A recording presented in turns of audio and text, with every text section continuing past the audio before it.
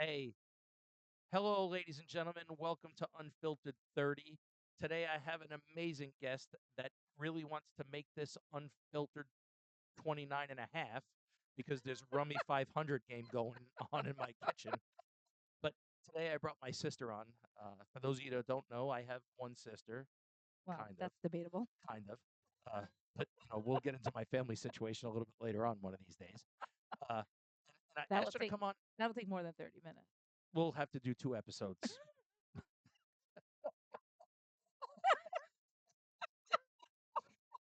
Uh, what we'd like to talk about. So what I'd like to talk about is I'm lucky enough that my sister has something called a world class all star cheerleading gym. She has an audience of thousands of people that subscribe to her TikTok. Uh, I think their Instagram. I think their Facebook page has thousands of folks. Uh, I think that this is a great opportunity for her to talk about uh, her gym. But before we talk about the how and where she is now, I'd like to talk about the why. So here we are. I'm 50-ish. She's not 50-ish. Oh, yes, I am. Getting there. Well, you're not 50 yet, Dick. Uh, so you Halfway through. started a gym. This is your 11th season. Why? You know, I have loved cheerleading my whole life, right? I mean, could you remember a time when cheerleading wasn't a part of it? Like growing up? So Like, I don't. I remember, and my cousin is going to kill me when I say this. I remember St. Margaret Mary on Staten that's Island where with it began for me. uh, uh, what's it, CHS, uh, It was Catholic CYO. CYO It was just the CYO championship, cheerleading competition. Yeah. right? And they won, and it was like the greatest thing that happened to our family since, well, I hadn't won a baseball championship by then, so it was the greatest thing that happened to our family at that point. From like a sporting standpoint, and I felt like it was always a jumping point for things. But did you ever think that at 7 or 8 was going to lead to this? No, never. So Never. I mean, cheerleading was fun for me. It was just a hobby and it became a passion because I loved it. so Um, talk to these folks, the hundred of us people that are going to listen to this, about where it all began. So back to Erin, I mean, yeah, she cheered at St. Margaret Mary's. That was when cheerleading was militaristic style, right? Like everything had to be in unison and perfection and precise. Um, and it just, I was like, I want to be like her.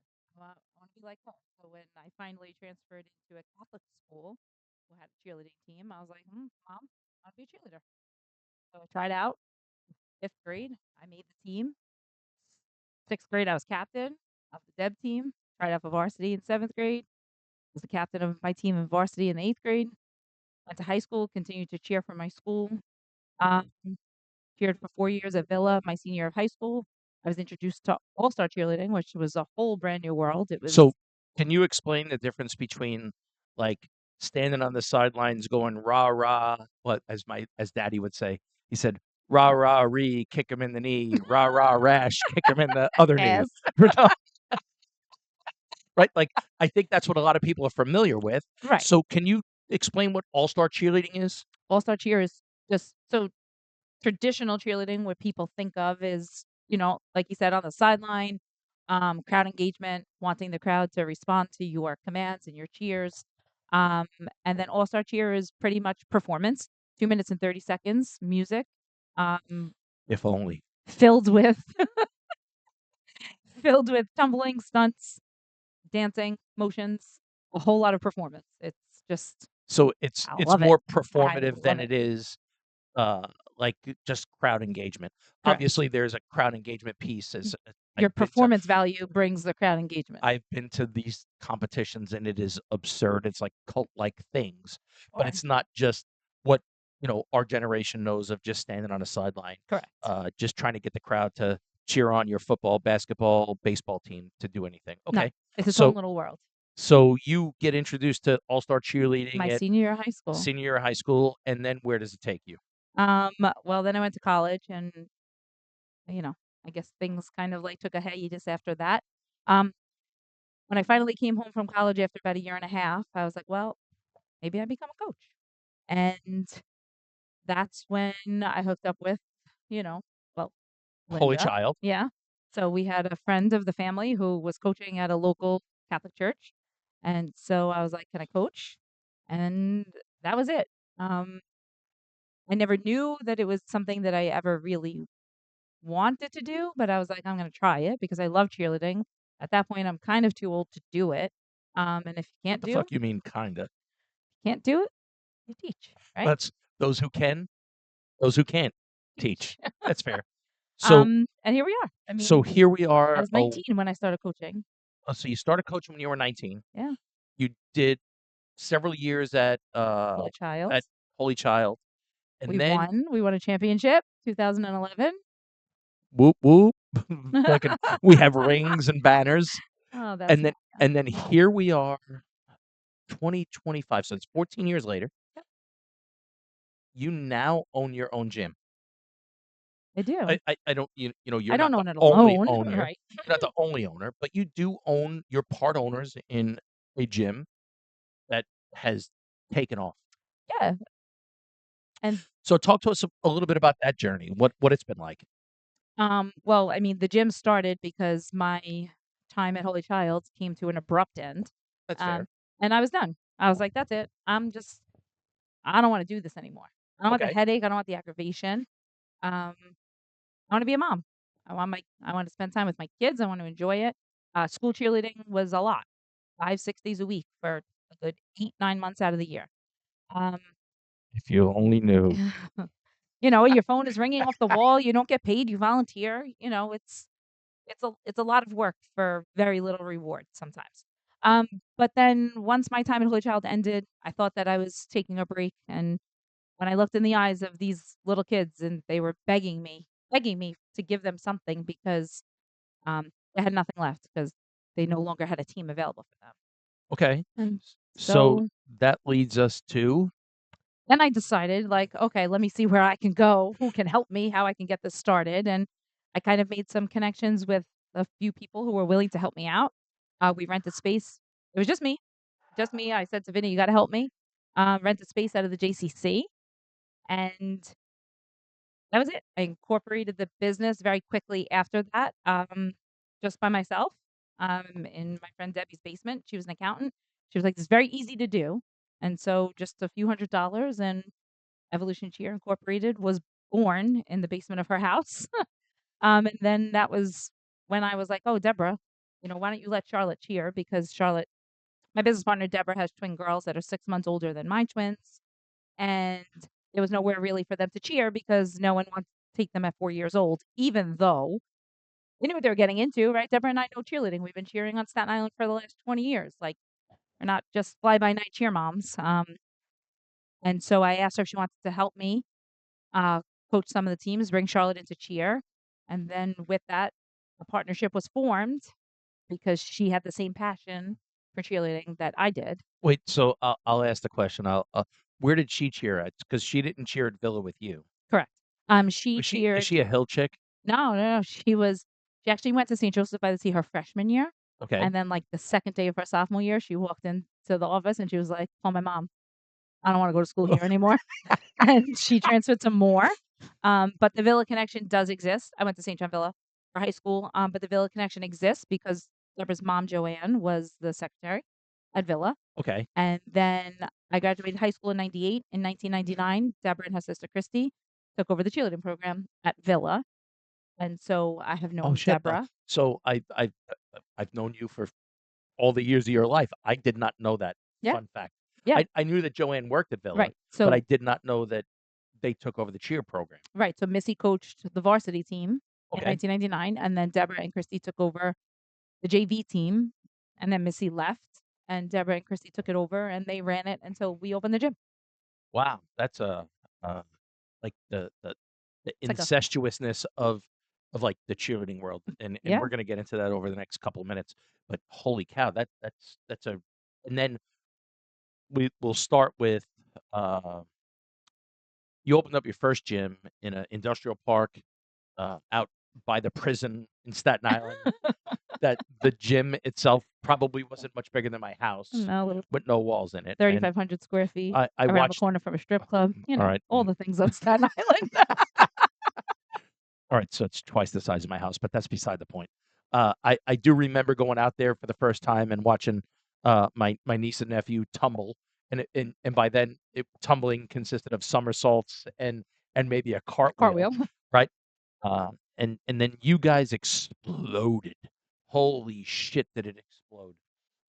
You exploded in a controlled way, in the sense that, like, you could have taken all of Staten Island on and said, "We're gonna become this big sheer thing," and it probably would have not gone the way that has gone for you guys. So, talk to me about a little bit how that kinda unfolded itself. Um, we had the right coaching staff in place, and at the end of the day, it came down to the heart, the hard work, and the absolute desire that the kids themselves had to be amazing. And I mean, like, I look at those kids who helped us build this empire that we have. Ooh, Empire, I It like that. is. It really is. Like, we are just this little gym on Staten Island, but we are so much more than that. Like, we are well known across the country. Evolution Cheer is not just on Staten Island. Like, you know, over the course of the years, like, those little kids who helped build the heart of this gym are now leading it, you know, through the last 11 seasons, and Well, now they're the oldest kids in the gym, on and on the back end of this, I'd like to talk about some of the success stories that you've had with some of your cheerleaders that have graduated out of the program and moved on, and yeah, we'll get there on the back end. Um, but I think that what's very important to understand is that it was built on really how are we going to just have some fun doing this, yeah, and well, how do we get there, right? And really, it does all boil down to the kids.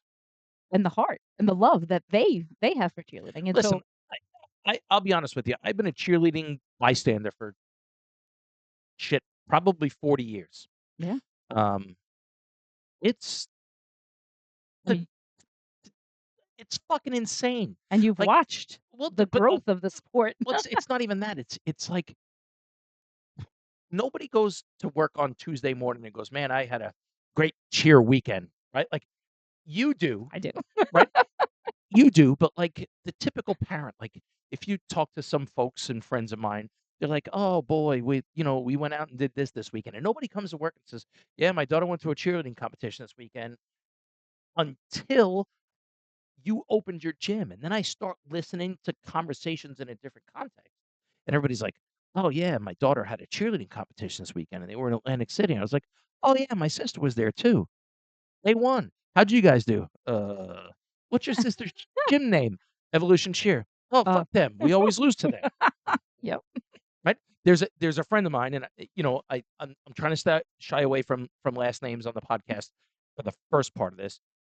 My friend Jeff, his wife is a cheer coach somewhere here in South Jersey, and she's gone to Summit and all of these places. And I said, "How do they do?" And he's like, "Oh, they finished in the top 10." I was like, "Oh, well, my sister's a national champion for the third year in a row." And he's like, "What's her gym name?" I was like, "Evolution Cheer." He's like, "Fuck them." I was like, "Exactly." But it goes into the entirety of the story. It's not listen, none of it happened because you just showed up on Tuesday and No. decided you were gonna start a cheerleading gym. Right. I've known for a very long time, like, "Look, your father didn't come up with all these cheerleading jokes because he was a funny dude. He was a funny dude, but he was surrounded by it." I remember standing at college, Staten Island, and fucking pardon me, it was Wagner College back in those Wagner, yep. days, in the middle of February, and it was cold as It was shit, March. and we would stand outside for fucking 6 hours to get inside, Yep. only to get a seat and go, "Well, they did okay, but they fell." Right? Like, Yeah, those were the days. yeah. And then here we are all these years later, and I'll let you kinda walk through from 2000. Your first year was The gym was 2012. open at 15. Oh, 15. Yeah. Okay, so 15 was the first year. Talk us kinda through the emotions of all of this, and then I'm gonna chime in at certain parts of this. Well, our first year in the gym, we kind of had no idea really what we were getting into, but we were like, "Hey, we're gonna give it our best shot." We hired a choreographer, we had our music made, we went to competition and we weren't necessarily successful. Um, we were just at that point, the sport was running a little bit differently, big gyms, small gyms, everybody was combined. The end of the season, we probably found our first, like, real success. We were, like, in a large division, but we were the D2 gym champion. So, like, D2 means our gym has 125 or less athletes. Um, and then after that, we were like, "Okay, we know what we need to do. We know." And that was it. We went to Summit, then the we went to Summit with 1 team the first year. The second year, we went with 2 teams, and that was just a disaster. So That was so let's stop and talk about what Summit is real fast. the Super Bowl of cheerleading. So you said that your gym is 125 children or athletes or Athletes, less. correct? So Summit is a place where the best of the best go to compete for a one winner take all kind of thing. Winner take all, right. So you have Okay. to it's multiple rounds. But you went your first year. Yeah, we did. All Our team, our senior too. right. All right. Fair enough. Keep going. And then we went back and we took a team and they went in a wild card division. So that means that you had to kind of win your division to make it out of the wild card round, and they fucking won the fucking wild card. We were like, "What the fuck?" And then there was, like, no looking back after that. Then the following year we went and we That was 17. right, and then in 2018, we went back and we won in the Youth 2 division with 120 teams. We fucking won. We finished 2nd in the Youth 1 division of 120 teams. Oh, I know. I was standing on the floor when the kids won. And let's And talk about it. I think that we should have won both divisions, but I don't think that they wanted Little Evolution Cheer to win the Youth 1 and the well, Youth 2. so let's talk about a couple of things. Not cool. We're going to open up a little Pandora's box, and this is not meant to be emotional by any stretch of the imagination.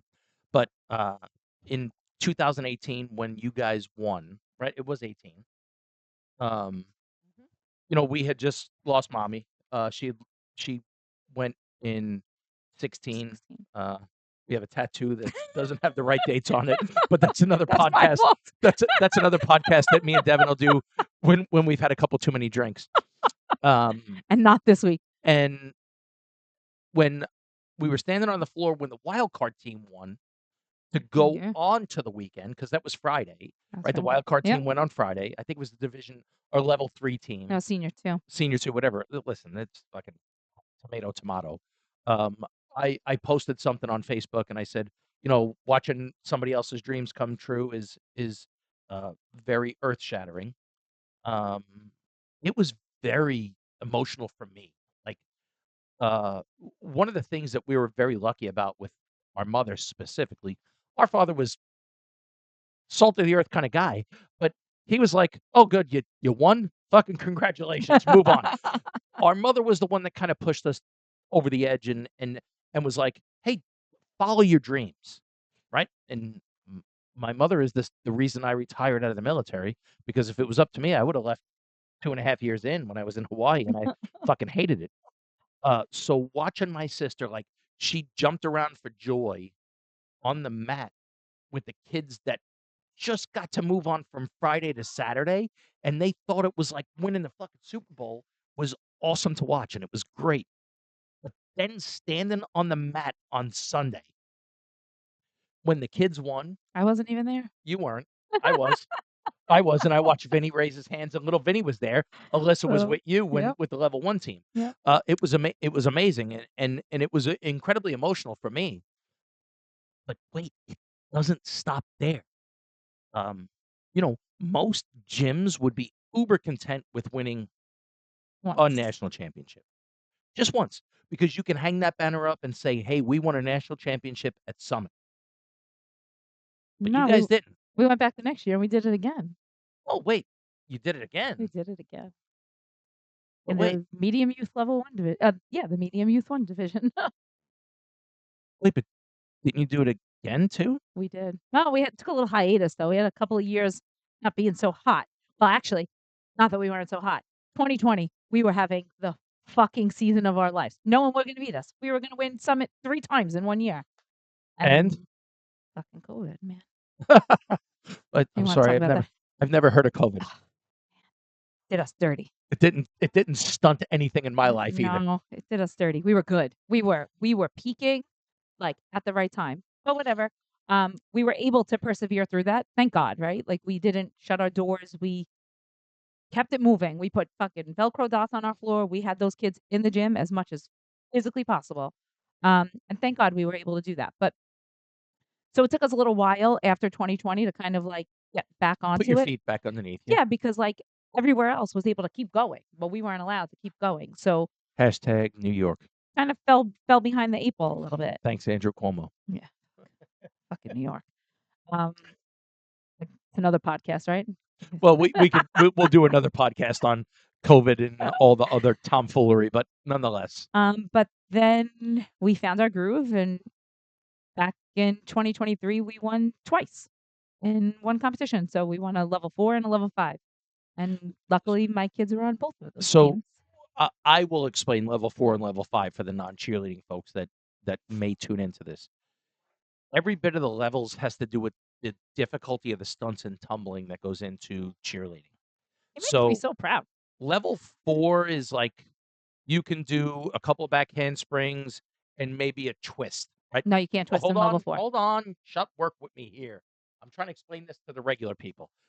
Level 5 is like a couple back handsprings, a twist, and a fucking I got you, right? And then there's the world's team that is you can go as far as you want to go, just don't hurt yourself. And if you hurt yourself, rub a little dirt on it and move on, right? So there's different levels, Nice burnt. and the way that cheerleading goes is the more difficult it is, the higher the level goes. However, there's no end in sight, right? Like you can if they had trampolines, you could jump off fucking trampolines and do it. But the amount of athleticism that's required to do this is unbelievable. So I'm gonna shut her up for a second. I'm gonna talk about my niece and nephew. Uh, both of them are, I would say, world class cheerleading tumblers. I don't know Mm. that that's a thing. Like I don't know if you could put it up next to Gabby Giffords or not Who's Gabby Gabby Giffords, Gifford? Gabby. Gabby What's Butler? no the fucking uh the Olympic gold Gabby medalist. Gabby Douglas? Gabby Douglas. You can't put it up Simone next to that. Biles? Simone Biles. There we go. We'll go with those names. Simone Biles, who's a world class gymnast. It's not at that same level, No. but God, the amount of effort that goes in to get to a place where you're a world class cheerleading tumbler is absurd. It's absurd. My niece, who is probably the biggest glutton for punishment on the planet, has been through knee to elbow, Mhm. Hip, leg. hip, leg, and probably a couple of fucking brain injuries that we don't talk about, Maybe a broken thumb at the moment, who knows? and gets up every day, can't waiting to get back on the mat. My nephew, who is probably one chromosome shorter retarded, is Uber talented. unbel or uber talented. It's one of the two. Is so like confident in himself, but he's only confident because of the things that he's learned doing the tumbling on the mat. And, listen, I'll be honest with you, being a dude in the middle of an all girls sport has got to be tough or very rewarding. I don't know which one it is because I'm not him. Am I lying? No, you're not lying at all. But he's so good at it. He Like, goes to he, football games at high school, and they're like, "Vinny, how do you know all of these girls?" so this dude scores a goal in a uh, High school playoff game, soccer high game. school playoff soccer game, does a double No, he does a back round off tuck. it's a fucking yeah, happy Hanukkah. He did a round off tuck and it was like the easiest thing he'd scoring the goal was harder than the round off tuck, Yeah. and it was so much fun to watch, like, the unbelievable joy in his face watching him, the unbelievable joy in Alyssa's face when she does the thing. So Tiger and I, will go and we'll watch at a couple competitions a year, and it's so hard to watch everything that's going on, so we'll focus on one of the kids. The hardest one to focus on is Alyssa. You know why? Because all the girls look exactly the same. You know who the easiest one to focus on is? Vinny. Vinny, because he's the The only only one boy. not wearing a skirt. True. But it's been so much fun to watch all of this unfold over the last, it's 11 years. So, Yeah. we're running up against like 25 minutes now. So I'm going to ask you a question. Sure. So you have now this is your 11th season. Yep. You We're all teams in. how many teams are you fielding this year? 11. Uh, how many summit and world So eligible we have teams? we have 1 world's team, Okay, so it's a level 6 team, correct? which is Teal the Obsession. hardest thing that you could do. So it's Evolution, Cheer, Teal Obsession, Mhm. and then how many summit teams you I have 4 summit teams this year. okay, so tell me the names. So I have my level 1 team, that is Teal Fury. I Teal have Fury. So how old are those kids? the youngest on that is, like they're, like, 9. And the oldest is? On Fury, the oldest is, like, 13. Okay, that's 12 or 13. Teal Fury. Yep. And I have, a junior level 3 team, that's Teal Mania. Okay. Um, Ages, give or take. the youngest on that, Kira she's the youngest, she's in the 5th grade, so about 10, 11. And then the oldest is, like, 15, 16, the kid's age. Okay. Then we have a junior level 4 team, that's Teal Impact. The kids are on that team. Again, Kira's probably the youngest on that, along with So they're Vinny and 5th Alyssa are on grade. that team. Yeah, and Charlotte and Frankie are the oldest on that team, so Okay, they're it's 16. 16. Okay. And then we have a senior level 2 team, and those are all pretty much, like 7th and 8th grade to A little seniors in high older, school. Yep, 17, 18, 16, 17. yep. Okay. So what are your prospects looking like this year as you move forward in the season? So the season begins on Sunday. So on Begins on Sunday, I'm Sunday. gonna I'm gonna post this tomorrow, Friday, the 28th of 8th. November. Ugh, On Sunday at the College of Stupid Idiots or the College of Staten Island, we Evolution Cheer is gonna do their we're kicking off showcase. season So if 11. you want to, feel free to stop by and look at their kickoff. Um, so of these 5 teams that you're gonna put out Yep. Well, everybody gets put out that day. no, everybody gets put out. But of the 5 teams that we're talking about being Summit or Worlds eligible, what are your expectations this year? Um, my hope is that we are able to really, like, be clean. Um, and so we have, like, some tough competition this year. Like, we're in some tough divisions, and so, like, some of them are really deep. Like, the J3 division is deep. The J1 division is deep. Um, just hoping that we can go back and find that win again Okay. and just Um, be the powerhouse that we are, like, known to be. so from a coaching perspective, Let's go. do you feel like you've got all the right people in the right places? Of course. Well, that's fair. Yeah. That's I should have asked you that at I the end of mean, the I season. know, but can't talk bad. What if my coaches listen? No, I'm just kidding. Oh, they're I gonna love them. I listen. love them. I'm so thankful for them. We couldn't do it without them. I mean, Oh, that's 100% fair. I believe that, like, I watched your coaches. They're not the easiest coaches in the world. no, we're tough. I As yell. as I as you mean, have to be. but I Eh, love my kids. I love my babies. well, I'll say this, and we'll put a pin in this. So we're running right up to 30 minutes right now. So, um, as I've watched this unfold for the last, I don't know, probably 10 years, Yeah. because some of it was, not here, and then some of it was here, and then some of it was not here again. Um, you are not the nicest person in the world in the gym. You're not. No, I Nor have is an Deborah. expectation. Nor is Deborah. I wanna win. Yeah. Hold on, though. I might be a hard coach when it comes to coaching, and I might yell, and I might call a kid out, and point out what they're doing wrong, but I'm gonna point out when they're doing something right too. So I'm not just giving negative comments, I give it back positively too. But at the end of the day, like I said, I absolutely love my athletes. And so they know when they come off the floor, good performance, bad performance, I'm gonna give them the biggest hug and I'm gonna tell them I love them because that's why I do what I do, because I absolutely love my kids. Well, and I I think do. that at the end of the day, when you start looking at what you're doing and why you're doing it, that's the most important part. I just love that they love cheerleading like I love cheerleading. Well, that's I fair, love and cheerleading. so I said I was gonna put a pin in it, but I do wanna ask you about a couple of your success stories. So, you've been in business for over 11 years now. Yeah. Let's talk about a couple of your athletes that have gone on to bigger and Yeah. better. Give me a little bit of that.